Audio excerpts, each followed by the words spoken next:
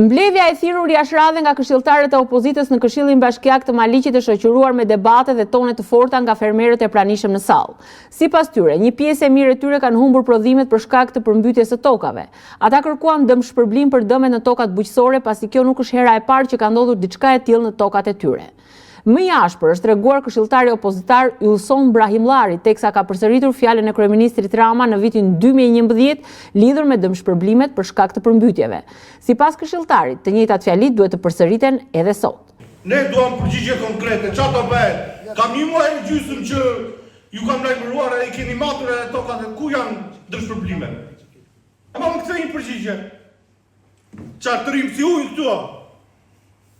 Flis, ç'mëria shumë, çfarë mëria shumë? Zënë përgjigje, jo mos e s'kam mbaruar. Të vinë të tërë, ata të marrë përgjigje konkrete. Çfarë do bëhet? Do marrim gjasë, do marrim ma. Putur kanali Digës, që është këputur me që thate që i di të gjitha ky. A ka një përgjegjes ose një specialist atje si kam kaluar unë sot? Të gjithë mund t'i kenë edhe këta, t'i kenë se jemi përmbytur të unë i kam e balte. Rreth 500 metro edhe vazhdon ujtë akoma edhe nuk është blokuar diga. Ka i përgjegjes apo jo? Bazën materiale unë e kam këte, po ngordin ato lopët e mia. Ka sot apo jo, le të m'japi një përgjigje. Unë po vi po kërkoj të drejtat e mia, nuk po kërkoj të iki zonja Ver ose Topçi ose ti nga puna. Sot ka apo jo atje? Se sot kam ardhur unë. Kam paguar 30.000 lekë taksim për këtë, 30.000 për granë, kush do ma paguaj ndonjëri mua? Ledja e Këshillit të Shtat.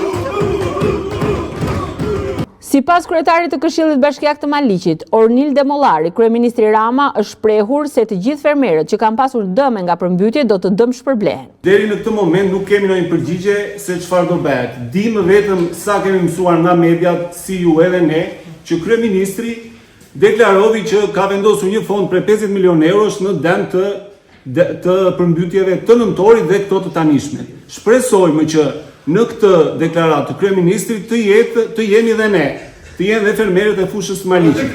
Në fushën e Maliqit, afërsisht janë 4.000 hektar të përmbytur si përfaqe më të mëdha janë në zonën torfike.